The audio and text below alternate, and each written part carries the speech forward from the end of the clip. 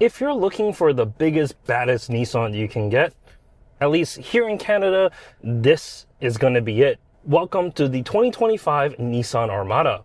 My name is Jimmy and this is the Utmost Platinum Reserve trim. It tows 8,500 pounds. It doesn't have a V8 anymore, but it's still body on frame. This is the Y63 generation, and unlike the Y62, the previous generation, it's no longer, well, a watered down version of the Patrol. This is the Patrol. It has all the same things, all the same suspension, and there's a lot to love about it. I know Nissan is struggling, but looking at it in here, they're not struggling that hard. This is a beautiful truck inside. But before I get to all of this, let's tell you everything you need to know about it, starting from the outside. As mentioned, this is the Platinum Reserve. So as spec'd here, about 110,000 Canadian or just under 77,000 US. Being the top trim, we get chrome, we get LEDs, and we get 22-inch wheels on the side just to make sure everything looks the part. There are nicely integrated side steps on the bottom that goes flush with the body of the vehicle, so it's not just something that protrudes. Unfortunately, it's not one of those deployable steps, but I think it's still absolutely fine. On the back, on higher end trims, we do get this full width light bar. It does make it stand out, but overall, the whole body still looks like an Armada. It's not a far departure from the previous generation, and I think it looks absolutely great. If you want something that's a little bit more off-roady, they have a Pro 4X version. You get AT tires, skid plates, and even a rear diff lock, so you're able to go a little bit further. Opening the trunk, we get 20 cubic feet behind the third row. We can easily fold the third row down with the buttons here on the side to expand that space up to 56 cubic feet. Of course, if you want, you can fold down the second row with the remote controls on the side here. Space in the third row is decent. There's enough headroom for someone of my height at 5'11", but I wouldn't say I'm the most comfortable. I can lean the chair back a little bit just to make things a little bit better.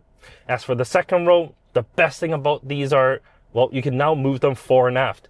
Unlike the previous generation where they're just stuck there, well, you can move them. And it has a tilt function.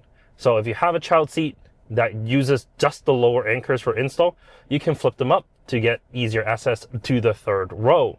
As this isn't an Infiniti product, I only get heated seats back here, but I do get a few USB charge points in the center and 2 more in the center console by the cup holders here. As for the front, the seats are nice. The quilting is nice on it. It's heated, it's cooled, and it's massaging. Although the massaging feature on it is quite minimal, but at least it's there. I do get an updated steering wheel as well. This stitching that's on it is actually quite nice.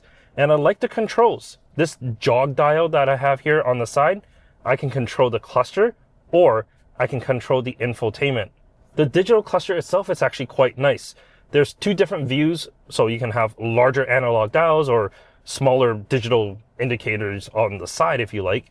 But there's quite a few different screens to show you, well, just the amount of information that it can provide. You also have maps in there. It's quite feature forward. And I like the heads-up display. It's color, and it gives you turn-by-turn directions, even through CarPlay. CarPlay, of course, goes through your middle screen here. I can control it with touchscreen, or I can use the dial on here, although it's not super consistent. So what I found is you have to press the side here, go to CarPlay on the bottom, and then once you're in here, then you can use the dial. But it's not like that all the time. So it's a little weird, but once you get used to it, I think it's fine. And I like the slight angle on that jog dial. It's actually so easy to use. And I found myself using this a lot more than going through the touchscreen. Even though CarPlay is designed for touchscreen, like this just works really well. Climate control is just right here on the bottom. Most of it is there, but you do have to dive into the screen for some of the other stuff. And unfortunately, this entire menu, you can't use the jog dial for. So even though you want to control everything through the steering wheel, you can't. Underneath that is where you have your different drive modes. You got your transfer case selector, and then of course your shifters, and that is a push button shifter. They are a little bit different, like reverse and drive has a different feel to them So it's pretty easy to just feel what they are. So you don't necessarily have to look down, but it's only been about a week since I've started driving this and I haven't gotten used to it just yet. So I've been looking down every single time I shift. So your mileage may vary on this. You may love it over time. You may hate it over time, but do let me know how you feel about it in the comment section. I like other brands' implementation, like the Hyundai, like kind of shifter that's on the steering column. I like that a lot because it's so intuitive. It's just right there, forward for drive, back for reverse, or even like the Chevy or Mercedes kind of have it on that stock. Like that all makes sense. This maybe just something a little bit newer. Overall though, this interior is actually really, really nice. Like the leather that's in here, yeah, there's a bunch of gloss black, which everyone's going to complain about, but keep it clean and it's fine. The infotainment can be a little bit laggy at times, but it comes with like weird things like a dash cam. So I can see myself. I can take a photo. 3, 2, 1.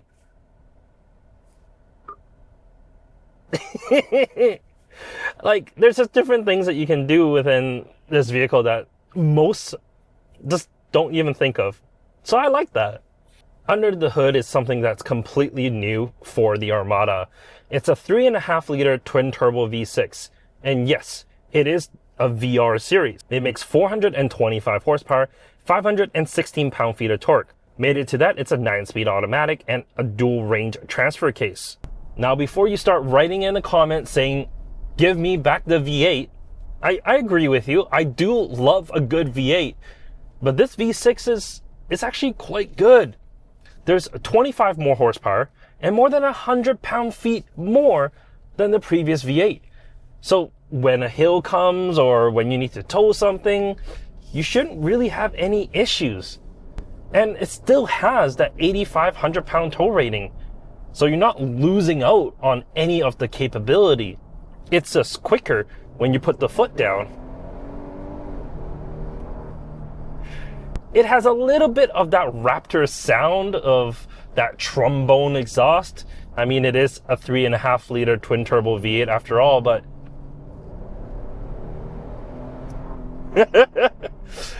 it's definitely not as good sounding as the V8. I will give you that. But you know what? For a V6, this is not bad at all. This sounds a whole lot better than the Lexus or Toyota 3.4 liter. This, I think it's a better engine than that. The ride, super comfortable. On the top trim here, of course, things are a little bit more biased just because I have air suspension to really just make the ride a lot more comfortable. And even being a big body-on-frame vehicle, I don't feel like it's a body-on-frame truck. Yes, it's a truck chassis, but it doesn't feel like a truck. It feels... I'm not going to say it feels like a unibody vehicle, because that's absurd. It doesn't. But it's a lot better than most trucks are. It feels just, well, better put together. Like the body and the frame, it's actually joint and not just slapped on top like some other vehicles are. This is actually quite good. And what's nice is because this is the utmost trim, it also has ProPilot 2.1. And with that, it's like semi-autonomous driving. There's a little button here that I can use to overtake. And it actually works really well. I'll put in some footage of me driving it completely hands-free. It's been a really good experience driving this. The little infrared sensor looks at my eyes, so as long as I'm eyes on the road, it does what it needs to do. Sure, it's no like full-on autopilot. It can't take you to destination. But for a system that's able to just make highway driving easier, especially for a vehicle like this where I just feel like people that's going to be buying something like this, they're going to be going on those road trips. That is definitely a feature worth having. Overall, I really think Nissan did a great job here. The vehicle is very well put together. It's absolutely solid. The interior materials, it's just great. It doesn't feel like a Nissan. It feels like an Infiniti almost. It almost makes me think, why bother with the Infiniti model? Like, this is this is already really, really good. The QX80 starts where this leaves off. There's like a little bit of overlap, but essentially the QX80 is going to be the fancier version of this. You get just more tech, you get speakers in the headrest and a whole bunch of other stuff. But sitting in here, feeling this material and just feeling how this drives, I almost feel like there's no need to upgrade to the Infiniti. Sure, I get it. It is a fancier brand, but this interior, with just how it rides and how it makes you feel, it's almost perfect. In my opinion, I would pick this over the Sequoia. I just don't feel the Sequoia has that much going for it. This feels like $100,000 interior. The Sequoia definitely didn't make me feel that way. In any case, thank you so much for watching this video. Like the video if you do, subscribe if you want to see more, and let me know what your thoughts are. Do you think Nissan is finally making a comeback? Or do we just need this smaller and just call it an Xterra? Without all those luxury bits, because an Xterra doesn't need all that. But this engine, the Xterra needs this engine. Anyways, take care, have a great day, and I'll catch you next time.